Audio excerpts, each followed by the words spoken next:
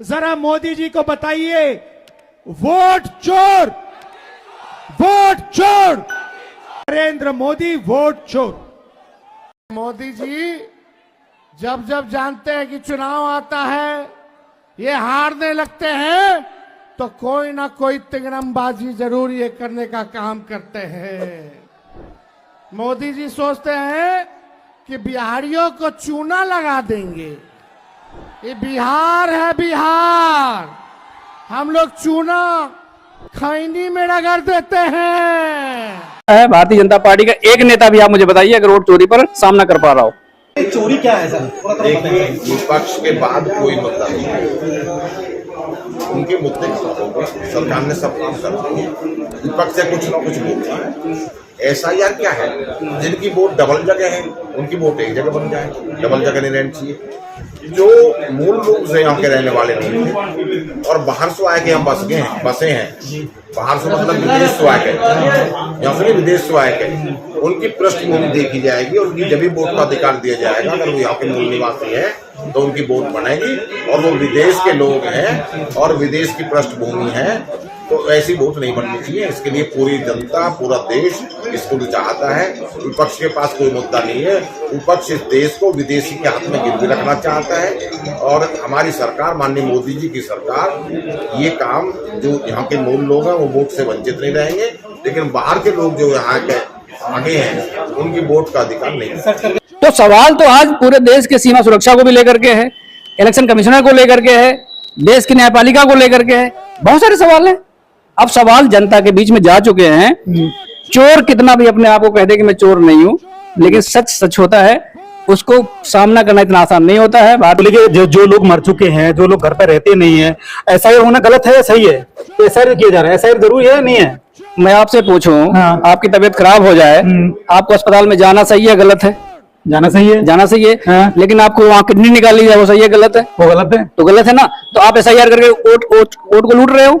SIR करना तो सही है, पर वोट क्यों लूट रहे हो? दूसरी बात, SIR गलत है। SIR का मतलब होता है स्पेशल इंटेंसिव रिवीजन। जी जी। इसका मतलब होता है कि पूरी जो आपकी वोटर लिस्ट है, हाँ, जी, जी। पूरे का गहन अध्ययन किया जाएगा, वोट छांटे जाएंगे, वोट जोड़े जाएंगे। 65 लाख लोगों के वोट तो काट दिए आपने। हर खबर पाइए सीधा अपने मोबाइल पर। लेकिन 300 किलोग्राम RDX आ गया, व्हाइट कलर का ही होता होगा मुझे लग रहा है, उसका आता पता नहीं है इनका।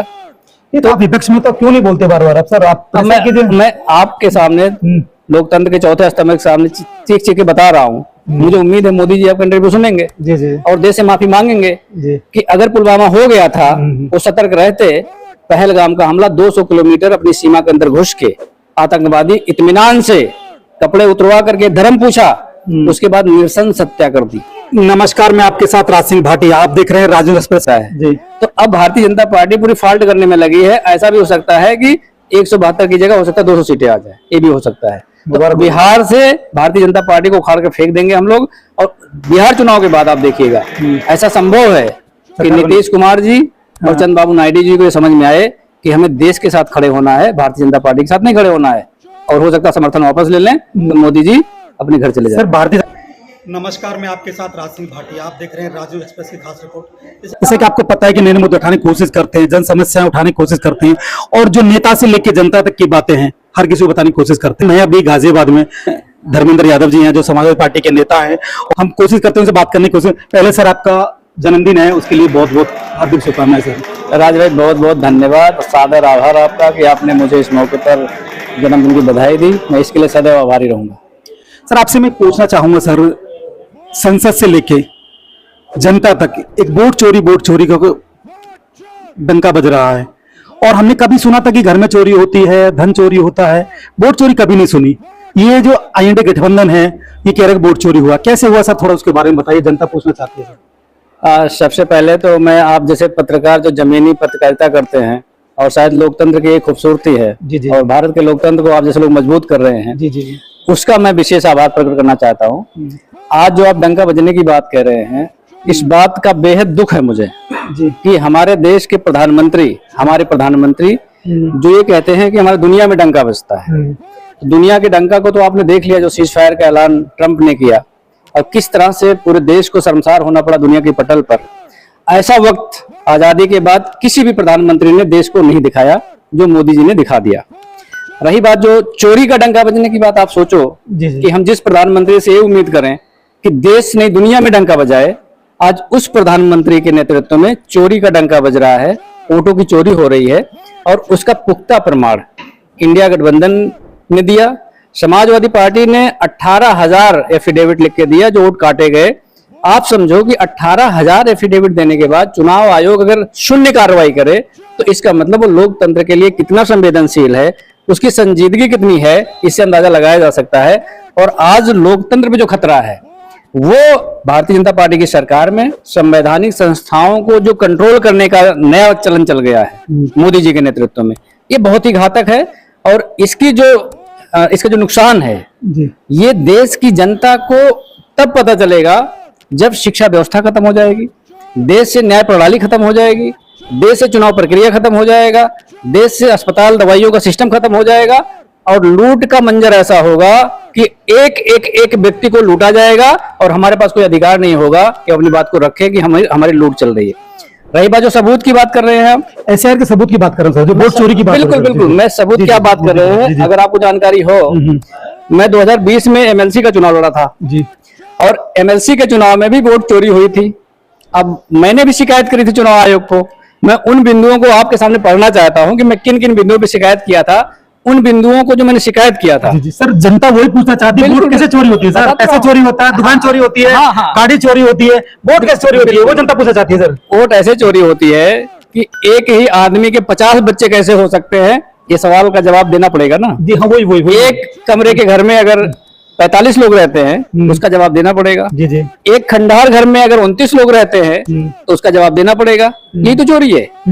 एक की जगह 100, एक की जगह 500, एक की जगह 800, ये और चोरी नहीं तो और क्या है? सर इलेक्शन कमीशन ने उस पर कॉन्फ्रेंस करके बोला है कि जो गांव का जो होता है, जिसमें वहां कोई क्षेत्र वैसे होते हैं, लोकलिटी होती है, उसमें जीरो ही नाम दिया जाता है। अगर उसको अपडेट हम करेंगे तो जीरो लिखा जाएगा उस पर, ना कि कोई मकान नंबर दिए नहीं है। नगर निगम है, कहीं वैसी ये चीज है जहाँ गाँव में है, जो गाँव है उनमें बहुत घरों पर नाम नहीं है, सब पे जीरो पे नाम आता है। इलेक्शन कमीशन ने बोला, मैं नहीं बोला, इलेक्शन कमीशन बोल रहा है। क्या इस देश के इलेक्शन कमिश्नर ज्ञानेश कुमार ये बात पुख्ता कर सकते हैं कि भारत में कोई व्यक्ति 50 बच्चे पैदा कर सकता है क्या? इसका प्रमाण उनके पास है। हाउस नंबर 0 बता रहे हैं वो, नाम तो ज्ञानेश है, लेकिन जो प्रेस कॉन्फ्रेंस में उन्होंने बातें रखी, इस देश ने दुनिया में सब लोग हंसते होंगे कि भारत का जो इलेक्शन कमिश्नर है वो किस तरह की बातें करता है। सर वीडियो वायरल हो रहा है सर, जीरो को लेके सर। वही मैं कह रहा हूँ ना, आप समझो जीरो नंबर, जीरो क्या होता है? आइडेंटिफिकेशन में जीरो लिखा ही नहीं जाता, कोई भी एड्रेस जीरो हो ही नहीं सकता। आप मकान नंबर लेंगे, नाम लिख देंगे उनका, गली नंबर लिख देंगे, जीरो क्यों लिख देंगे? आप मुझे बताइए। जीरो आप लिख ही नहीं सकते मकान नंबर, जीरो का कोई अस्तित्व नहीं है, तो जीरो मकान नंबर कैसे हो सकता है? और मोदी जी कह रहे थे कि हम तो पूरे भारत में सबको छत दे दिए हैं, वो छत कहाँ चली गई? जीरो हो गई छत, उस छत का हिसाब भी जीरो हो गया ना। तो प्रधानमंत्री मोदी या तो झूठ बोल रहे थे, हमने सबको छत दे दिया है। अब या तो इलेक्शन कमिश्नर कह रहे हैं कि भाई हमारे पास जीरो मकान नंबर वो है जिनके पास घर नहीं है, इसका मतलब बेघर लोग हैं इस देश में। तो जब बेघर भी हैं, मोदी घर भी बांट रहे हैं, तो आपस में विरोधाभास है। यही तो लोकतंत्र के लिए नुकसान है। इलेक्शन कमिश्नर कुछ कह रहे हैं, प्रधानमंत्री कुछ कह रहे हैं, गृह मंत्री कह रहे हैं कुछ, बैठिए आगे। 65 लाख लोग आपके देश की सीमा में घुस जाएं, जिसको घुस बैठिए बिहार से सब। हाँ वही तो कह रहे हैं, वही 65 लाख राहुल गांधी जी सीमा से घुस के बिहार में आ गए, वही तो बता रहे हो। 65 लाख लोग अगर आपकी सीमा में घुस जाएं तो गृह मंत्री को तो मुझे लगता है सुसाइड कर लेना चाहिए। इस्तीफा देना तो बहुत छोटी चीज है उसको। तो 27 में बदलाव होगा, 27 में निश्चित बदलाव होगा, हो सकता है 26 में ही बदलाव हो जाए, ये भी मैं आपको बता दे रहा हूँ। फुल बहुमत की सरकार है सर, उनकी फेमस है हो जाएगा। मतलब आप बैसाखी की अगर सरकार को फुल बहुमत कह देंगे तो फिर मैं आप पे सवाल खड़ा करूंगा। सर उनका चंद्रबाबू नायडू को आप जीरो मान रहे क्या? उनके मकान नंबर 0 है, नीतीश के मकान नंबर 0 है, संख्या तो आपको पता ही है। तो बैसाखी सरकार को आप पूर्ण बहुमत कह देंगे तब तो फिर लोकतंत्र में हो गया काम। इसका मतलब आपने बिहार जो डंका बजाया है पूरा, 2 जोड़ी, 2 लड़कों की जोड़ी यूपी में चली, 2 लड़कों की जोड़ी बिहार में चलने जा रही है, तो आखिर क्या लग रहा है? देखिए, किसी भी संस्था या देश के लिए मूर्खता, अंधभक्ति, पागलपन, ये भारतीय जनता पार्टी नेताओं का ट्रेडमार्क हो चुका है। उन्हें ऐसा लगता है कि अगर कोई रोजगार मांगे तो हमें कुछ भी बोल देंगे। आपको पता है, उत्तर प्रदेश के ऊर्जा मंत्री से जब पूछा गया कि हमारे बिजली नहीं आती, बिजली कट हो रही है, पावर कट हो रही है, प्लांट आपने लगाए नहीं, बिजली का रेट बढ़ा दिया, स्मार्ट मीटर लगवा के जनता की लूट कर रहे हैं, तो जानते क्या बोले? बोले जय श्री राम। ये कभी इसको बात को मानेंगे नहीं। संविधान से समाजवाद को हटाने की बात करेंगे, धर्मनिरपेक्षता को हटाने की बात करें। मैं तो वही बार बार कह रहा हूँ आपको, ये हमेशा कम करने में लगे रहते हैं। संविधान में एक पन्ना कम कर दो, देश में स्कूल कम कर दो, अस्पताल कम कर दो, पत्रकार कम कर दो, शिक्षण संस्थाएं कम कर दो, विश्वविद्यालय कम कर दो, ये सब कम करने में लगे हैं। लोग बढ़ाने की बात करते हैं। तो ये तो ऐसे लोग हैं कि इनको देश से कोई जो टेररिस्ट है उनके प्रति थी, ना कि किसी जनता के लिए थी। उन्हें ये पहले से ये क्लियर था, उनका क्लियर कट था। आप कहते हैं कि भाई कुछ भी तो ट्राई कर दीजिए। साहब आप ये बताओ जी, आतंकवाद के खिलाफ लड़ाई की बात करते हैं। जी जी, आतंकवाद पठानकोट में जब हमला हुआ, किसकी सरकार थी? भारतीय जनता पार्टी की सरकार थी। उरी में हमला हुआ, किसकी सरकार थी? भारतीय जनता पार्टी की सरकार थी। जब अमरनाथ यात्रा पे हमला हुआ, किसकी सरकार थी? भारतीय जनता पार्टी की सरकार थी। उसके बाद पहलगाम में जब हमला हुआ, इससे पहले भी तो पुलवामा में जब हमला हुआ, नहीं ये तो कह रहे ना हम आतंकवाद के खिलाफ लड़ रहे हैं ना। जब आतंकवाद के आप खिलाफ लड़ रहे हो तो आतंकवादी घटनाएं आपके सरकार में क्यों बढ़ जाती है, ये सवाल है। पुलवामा में 300 किलोग्राम आरडीएक्स देश की सीमा के अंदर घुस जाए और देश का गृह मंत्रालय कोई जवाब ना दे। जिस गाड़ी में आया उस गाड़ी का पता ही नहीं कहाँ गई। आपकी सीमा में 300 किलोग्राम आरडीएक्स आ गया। मोदी जी के बाल, अगर सर के बाल भी एक टूट जाए तो देश का मीडिया जानता है बाल कहाँ गए उनके, उसकी खोज करेगा, उसके रंग को बताएगा, फिर उसके रंग को बदलवाएगा, फिर दोबारा लाके लगाएगा कि यहाँ पे गड़बड़ हो रहा है, लगाओ बाल, व्हाइट बाल करो। लेकिन 300 किलोग्राम आरडीएक्स आ गया, व्हाइट कलर का ही होता होगा मुझे लग रहा है, उसका आता पता नहीं है इनका। तो आप विपक्ष में तो क्यों नहीं बोलते बार बार? अब सर आप मैं आपके सामने लोकतंत्र के चौथे स्तंभ के सामने चीख चीख के बता रहा हूँ। मुझे उम्मीद है मोदी जी आपका इंटरव्यू सुनेंगे जी जी, और देश से माफी मांगेंगे कि अगर पुलवामा हो गया था वो सतर्क रहते। पहलगाम का हमला 200 किलोमीटर अपनी सीमा के अंदर घुस के आतंकवादी इत्मीनान से कपड़े उतरवा करके धर्म पूछा, उसके बाद निरसन हत्या कर दी। निरसन हत्या कर दी। उसमें कुछ बहनें ऐसी थी जिनकी शादी एक हफ्ते पहले हुई थी। उनकी पीड़ा को समझेंगे? नहीं समझेंगे। समझने के लिए कुछ और चाहिए, उसकी बात मैं नहीं कर रहा हूँ। लेकिन उसकी जिम्मेदारी लेने के बजाय ये दूसरी बात करने लगते हैं। जब हमारा फेल्योर है, अब मुझे बताओ कि इतने दिन तक आतंकवादी कहाँ रह गए? आतंकवादी आए, इत्मीनान से रहे, निरसन हत्या कर दी, उसके बाद इन्होंने फर्जी स्केच जारी कर दिया। अब आप मुझे बताओ एनकाउंटर हुआ ना सर उनका? अच्छा, मतलब मैं आपकी जान मार दूं उसके बाद माफी मांग लूं, ये अच्छा है? यही लोकतंत्र चाहते हैं। वो नहीं कर रहा सर। जो टेरर थे, तीनों लोग थे जिनके स्केच जारी किया गया, उसमें जब अभी लोकसभा चल रहा था उस टाइम उनकी एनकाउंटर हुआ उनका भी, उसमें आपने सवाल खड़े किए।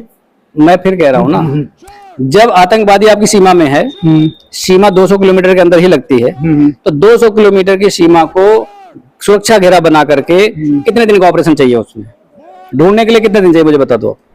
जबकि वहां पे ज्यादा रिहायशी इलाका नहीं है, ड्रोन आपके पास है, टेक्नोलॉजी आपके पास है, शासी सेना हमारे पास है, देश के जवान हमारे पास हैं। जवानों को छूट देते ना, करिए 24 घंटे के अंदर उनका सर लाके दे देते, लेकिन उनको भी रोक के रखा। वो छूट नहीं दी थी, बिल्कुल छूट नहीं दी थी, बिल्कुल छूट नहीं दी थी। बहुत सारे लोगों ने इस बात को कहा है। अगर आपको पता है, सीडीएस ने भी कहा था एक प्रेस कॉन्फ्रेंस में कि कुछ हमारे हाथ बंधे थे, इसलिए हमें जो नुकसान हुआ फिर हम दोबारा उसको रिवाइव किए। तो सेना तो आज भी छोड़ दो, मैं कह रहा हूँ 48 घंटे के लिए छोड़ दो। अगर पाकिस्तान का इस्लामाबाद ना कब्जा कर ले तो कहना आप मुझे, ये भारत की सेना है। पूरी दुनिया में इस पर रिसर्च होती है कि भारत के लोग कैसे राष्ट्र के प्रति, देश के प्रति, अपनी मातृभूमि के प्रति इतना समर्पित कैसे रह सकते हैं। सर आपकी सरकार आएगी, इंडिया गठबंधन की सरकार आएगी तो आप करोगे? हमारी सरकार आएगी जब आतंकवाद पर करारा प्रहार होगा और कोई भी आतंकवादी घटना होने नहीं देंगे। पहले अगर उसकी आतंकवादी घटना हो जाती है तो उसकी तुरंत जांच करके और आतंकवादियों को कड़ी से कड़ा सजा दी जाएगी। अगर आपको याद हो, जो आपके पार्लियामेंट में हमला हुआ था, पार्लियामेंट में हमला करने वाले सारे आतंकवादी मारे गए थे और एक विदेश था, उसको विदेश से मंगवा करके इस देश में फांसी दी गई थी। ये होता है इच्छा शक्ति, ये होती है जवाबदेही, और ये होता है देश के नागरिकों के प्रति अपनी जिम्मेदारी और एक संवेदनशीलता कि हम अगर किसी के घर में इस तरह घटनाएं हो गई हैं तो हम उसको कैसे ले रहे हैं। ये तो फोटो खिंचवाने चले जाते हैं। आपको याद है पुलवामा में 40 से 42 जवान शहीद हुए थे और उसके बीच में खड़े होकर कोई प्रधानमंत्री फोटो खिंचवाए? आप फोटो खिंचवा सकते हैं? नहीं। आपके अंतरात्मा ऐसा कहेगी? नहीं। आपके 40 बेटे लेटे हुए हैं लाश के उसमें और आप फोटो खिंचवाओगे वहां पे? तो ये संवेदनहीन लोग हैं। इन्हें राष्ट्र से कोई लेना देना नहीं है, देश की सेना से कोई लेना देना नहीं है। इन्हें अपना उल्लू सीधा करना है, पूंजीपतियों का सहयोग करना है, देश की सारी संपत्ति पूंजीपतियों को दे देना है, उसके बाद मजे करना है। इनके अलावा कोई इनका काम नहीं। सर आपसे भी पूछना चाहूंगा कि अभी बिहार में इलेक्शन चल रहा है, अगर आप बिहार इंडिया गठबंधन जीत जाता है तो लगता है कि सरकार केंद्र में रह पाएगी, नहीं रह पाएगी? पहली बात राज भाई मैं आपको बता दूं कि अगर जीत जाएगी नहीं 100% जीत रही है। 173 सीटें, धन्यवाद धन्यवाद। 173 सीट से एक सीट कम नहीं आएगी।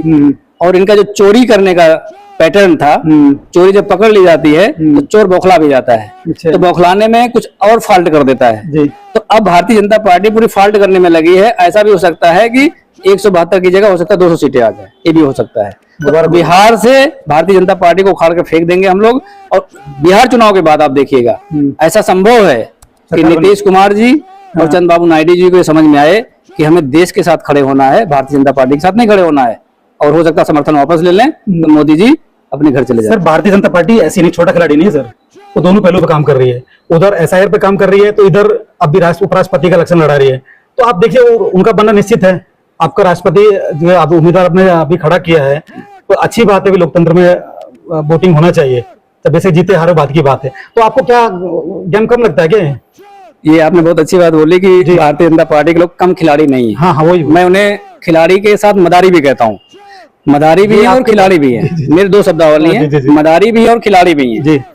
अब सवाल ये उठता है कि भारतीय जनता पार्टी का जो पीक था, जो जो कर सकते थे, आप वोट काटने में आप समझ रहे हो ना, एक विधानसभा में अगर 1 लाख वोट बढ़ा दिया तब जाके भारतीय जनता पार्टी की स्थिति ये रह गई कि 200 सीटों पे आकर रुक गए।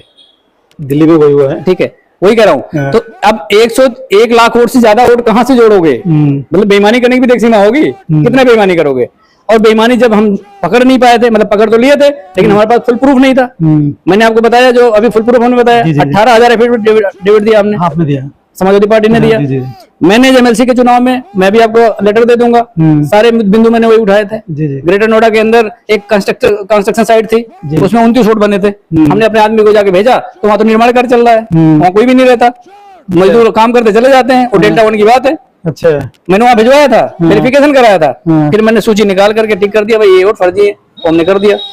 फोटो पहचान पत्र में आपका जो वोटर लिस्ट है उसमें किसी का फोटो सही नहीं है, किसी जन्मतिथि सही नहीं है, किसी का पता सही नहीं है, पिताजी का नाम ABCD XYZ।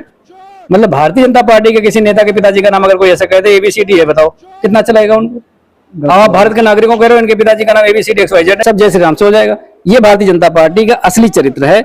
देश के प्रति कोई संवेदनशीलता नहीं, देश के नागरिकों के प्रति कोई संवेदनशीलता नहीं, देश के संविधान के प्रति कोई संवेदनशीलता नहीं। लोकतंत्र की तो धज्जियां ऐसे उड़ा रहे हैं जैसे लगता है उनकी खरीदी हुई चीज है कोई लोकतंत्र ऐसा नहीं मिला है। भगत सिंह जैसे लोगों ने फांसी दे करके इस देश को बनाने के बारे में सोचा था, वो सोच रहे थे हमारे सपनों का भारत कैसा होगा। अगर आज मोदी जी को देखते होंगे तो दोबारा सुसाइड कर लेंगे वो। ये स्थिति है देश की। अपना देश जब पाकिस्तान से युद्ध कर रहा था, ऑपरेशन सिंदूर चल रहा था, देश के जो सैनिक हैं अपनी वीरता से, अपने साहस से पूरे पाकिस्तान को घुटनों पे ला दिया। और मोदी जी की क्या मजबूरी थी, सीज फायर का अनाउंसमेंट खुद नहीं कर पाए। आप कहते हो कि ट्रंप हमारा मित्र है, मित्र ने कहा सीज फायर करो, नहीं करोगे तो हम व्यापार रोक देंगे आपका। अरे भाई व्यापार भी रोक दिया, टैरिफ 2 बार लगा दिया। ये डंकापति हैं। अब डंकापति वही कहते हैं अपने मुंह मियां मिठू बनना, एक कहावत है पूर्वांचल की, अपने मुंह मियां मिठू बनना। तो मोदी जी तो खुद ही डंकापति हैं, मोदी जी खुद ही विश्वगुरु हैं, मोदी जी नॉन बायोलॉजिकल भी हैं, भगवान से भी ऊपर है, भगवान ही बना लिया अपने आप को। तो जब भगवान ही बना लिया तो हमारी और बात क्या है? भारत युवाओं की आबादी के हिसाब से दुनिया का सबसे बड़ा देश है, और जिसने युवाओं का सम्मान नहीं किया, देश के युवाओं को बेड़ियों में जकड़ कर बोइंग में लाके लैंड कराया गया, और हमसे छोटा देश इस तरह की कृत्य के लिए मना कर दिया कि हम अपना प्लेन भेजेंगे और हमारे जो नागरिक है बाइज्जत चेयर पर बैठ के आएंगे, विमान में बैठ के आएंगे, बोइंग में नहीं बैठ के आएंगे। लेकिन हमारे देश के प्रधानमंत्री, पैसा उनके पास नहीं था तो विपक्ष से मांग लेते, पैसा हम लोग देते। देश के सम्मान के लिए, युवाओं के सम्मान के लिए पैसा हम देते, बोइंग का किराया हम देते। अगर उनके पास पैसा नहीं था, लेकिन उनको सम्मान के साथ लाना चाहिए। अपमानित किया उन्होंने देश के युवाओं को। ये युवा देख रहा है। मैं आपको बता दूं, 2014 में जब मोदी जी आए थे, जो उनके सपने थे, जो दिखाते थे, सपना दिखाने की मशीन है वो। मतलब आज कोई सपना दिखा देंगे, कल कोई दिखा देंगे।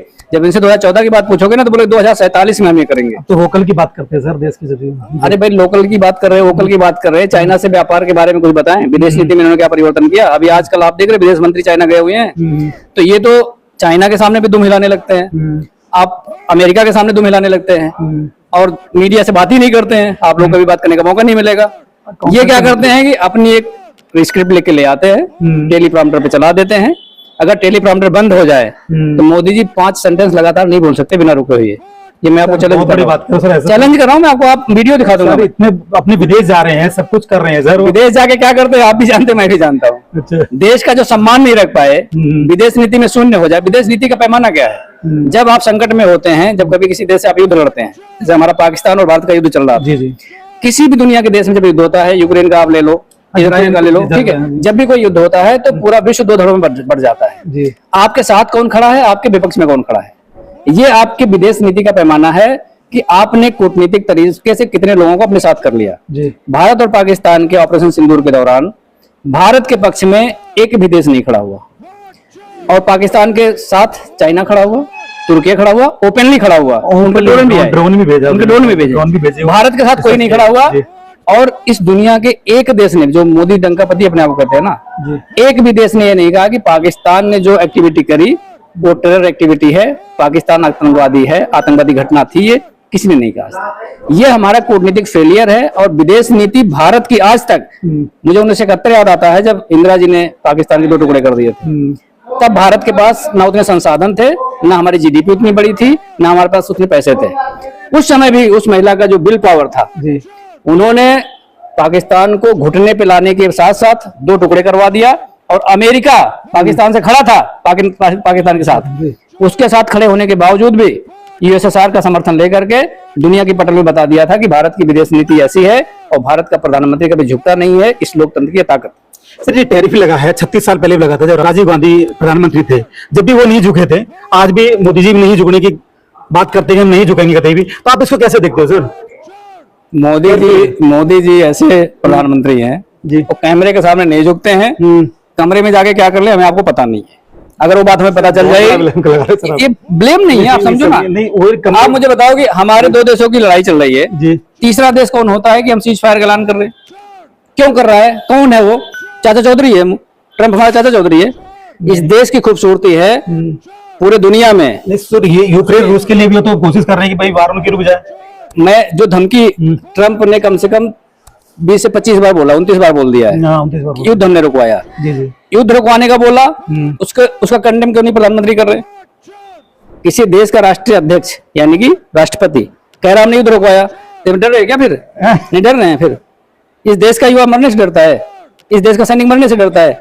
आप खड़ा कर दो, मैं कह रहा हूँ करोड़ों की संख्या ना खड़ी हो जाए बॉर्डर पे। राष्ट्रपति चुनाव के लिए मैं बात कर रहा हूँ सर, तो उसमें आपको कैसा लगता है सर? क्या नहीं, देखिए अभी धनखड़ जी थे, जगदीश धनखड़ जी थे, बहुत अच्छे थे। उन्हें अचानक क्या स्वास्थ्य का कारण रहा, उन्होंने रिजाइन किया, उसके बाद प्रक्रिया दोबारा हो रही है। जनता का पैसा तो खर्चा होता ही होता है भाई, एक ही चीज में, एक ही योजना में 2-2 3-3 बार चुनाव लड़ोगे तो कम जनता का पैसा तो खर्च होगा ही होगा। चलो वो चीज को देखा जाए तो अब जो राष्ट्रपति का चुनाव होगा इसमें आपको क्या प्रतिक्रिया रहेगी आपको? आपने खुद बोला कि जनता का पैसा खर्चा होता है। हाँ, होता है। ये जिम्मेदारी भारतीय जनता पार्टी की थी कि अगर एक बार आपने किसी का चुनाव कर लिया और वो चुनाव जीत गया तो अपने पूरे कार्यकाल को पूरा करता। ये लोकतंत्र के लिए भी अच्छा था, पूरी दुनिया में एक मैसेज आता कि भारत का लोकतंत्र स्थिर है। आप इस बात को समझिए कि जब कभी किसी लोकतंत्र में अस्थिरता आती है तो उससे जो विदेशी निवेश है वो घट जाते हैं।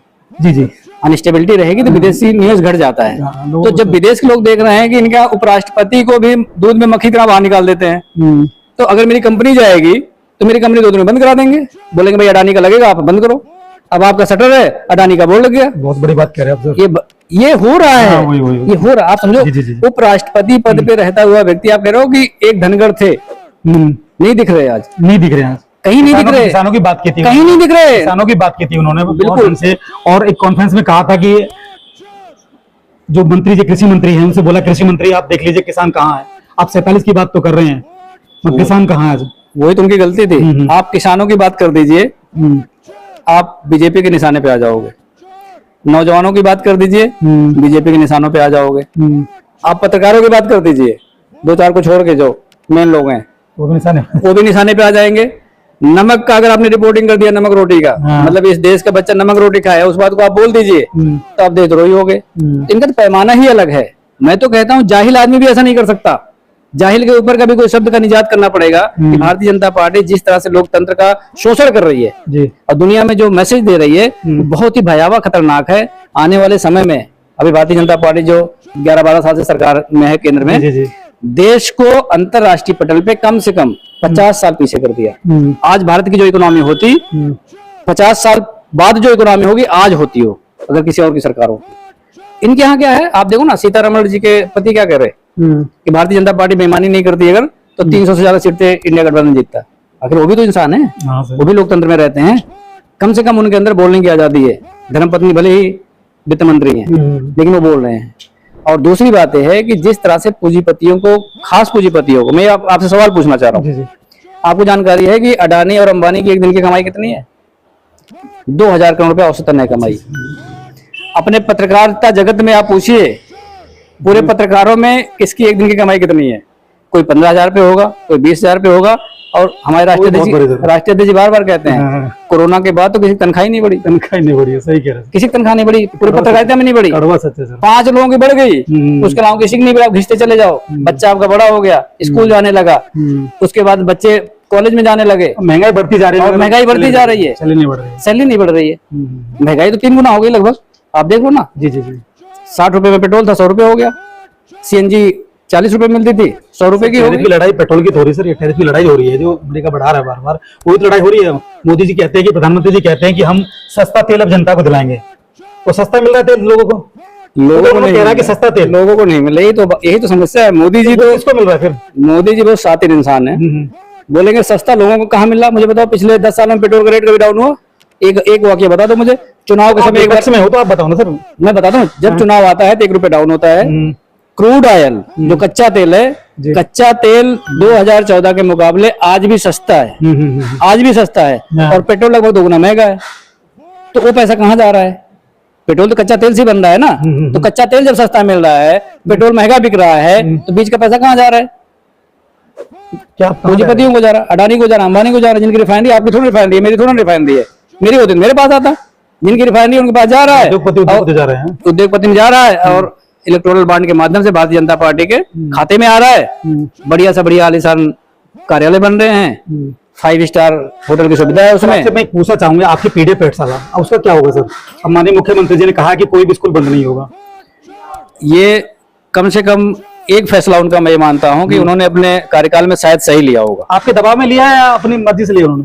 देश के साथ हम खड़े हैं। सर्व शिक्षा अभियान नाम से एक अभियान चलाया जाता था, एजुकेशन टू ऑल एक अभियान चलाया जाता था। जब देश नहीं पढ़ा लिखा होगा तो कैसे समृद्ध होगा, कैसे विश्वगुरु बनेगा? अगर हमारी युवा पीढ़ी को पढ़ने का मौका ही नहीं मिलेगा, अब स्कूल बंद करके मौका कैसे बढ़ेगा? मतलब पूरी दुनिया में आप देखो, एक कहीं किसी देश का एग्जांपल था कि एक लड़की पढ़ने जाती थी और ट्रेन चलती थी वहां पे, और उससे अकेली पैसेंजर जाती थी। वो उस ट्रेन को नहीं बंद किया गया क्योंकि एक बेटी पढ़ने जा रही है, इसलिए जब उसकी शिक्षा पूरी हो जाएगी तब उस रोड पे ट्रेन बंद हो जाएगी। ये शिक्षा के, अपने समाज के प्रति आपकी जवाबदेही होती है। युवाओं को जो आपकी अपॉर्चुनिटी देने की बात होती है। इससे पता चलता है कि कोई देश शिक्षा को लेकर कितना गंभीर है, और शिक्षा ही वो फाउंडेशन है जब आने वाले समय में आपकी बड़ी नींव रखी जाती है।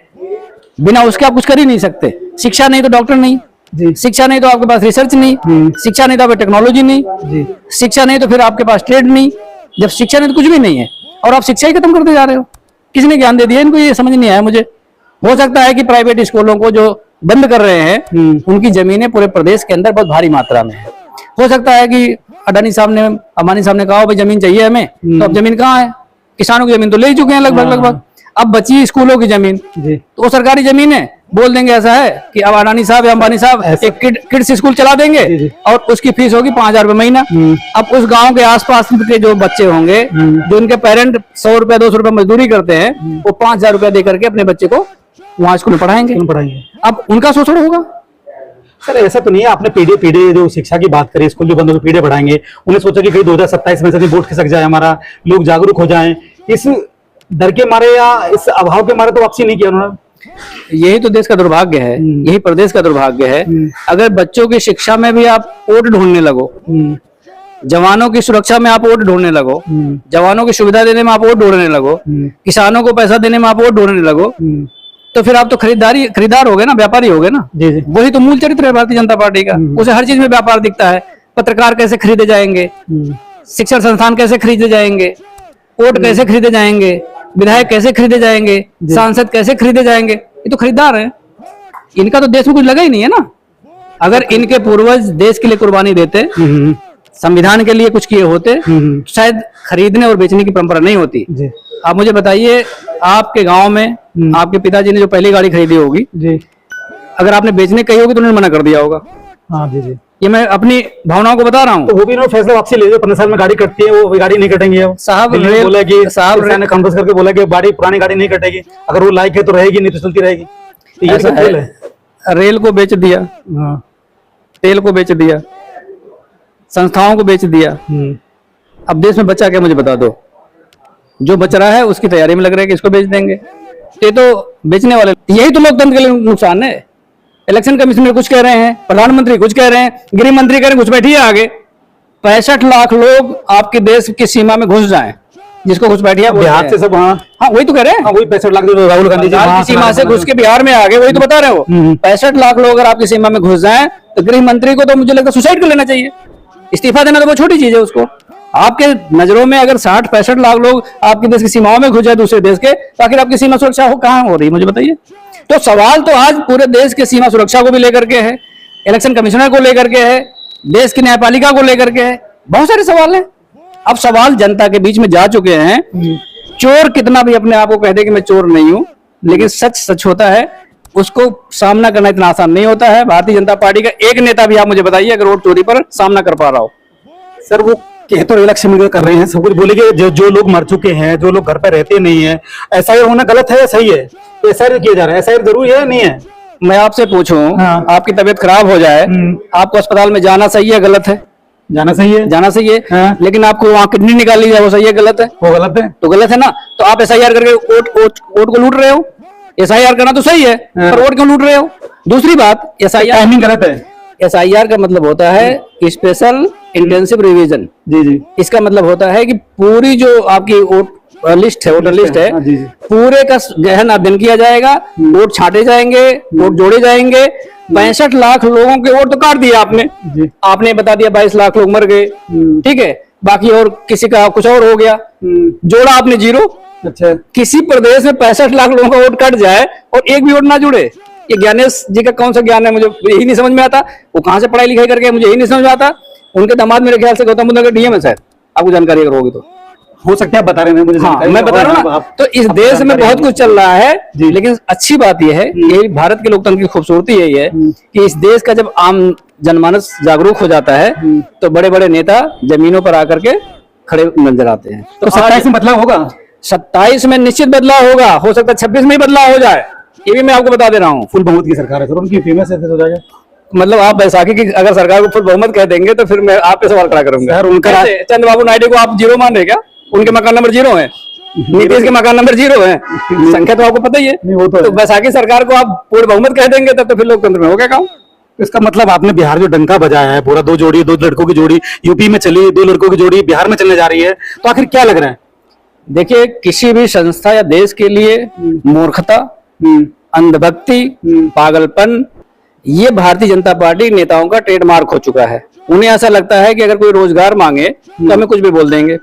आपको पता है, उत्तर प्रदेश के ऊर्जा मंत्री से जब पूछा गया कि हमारे बिजली नहीं आती, बिजली कट हो रही है, पावर कट हो रही है, प्लांट आपने लगाए नहीं, बिजली का रेट बढ़ा दिया, स्मार्ट मीटर लगवा के जनता की लूट कर रहे हैं, तो जानते क्या बोले? बोले जय श्री राम, सब जय श्री राम से हो जाएगा।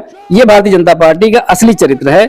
देश के प्रति कोई संवेदनशीलता नहीं, देश के नागरिकों के प्रति कोई संवेदनशीलता नहीं, देश के संविधान के प्रति कोई संवेदनशीलता नहीं। लोकतंत्र की तो धज्जियां ऐसे उड़ा रहे हैं जैसे लगता है उनकी खरीदी हुई चीज है कोई लोकतंत्र। लोकतंत्र ऐसा नहीं मिला है। भगत सिंह जैसे लोगों ने फांसी दे करके इस देश को बनाने के बारे में सोचा था। वो सोच रहे थे हमारे सपनों का भारत कैसा होगा। अगर आज वो मोदी जी को देखते होंगे तो दोबारा सुसाइड कर लेंगे वो। ये स्थिति है देश की।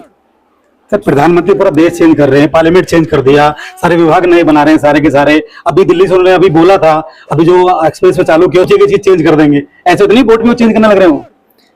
मैं अगर आपका नाम विश्वगुरु रख दूं तो आपका नाम विश्वगुरु हो जाएगा। नहीं होगा। अपना देश जब पाकिस्तान से युद्ध कर रहा था, ऑपरेशन सिंदूर चल रहा था, जी। देश के जो सैनिक हैं अपनी वीरता से, अपने साहस से पूरे पाकिस्तान को घुटनों पे ला दिया।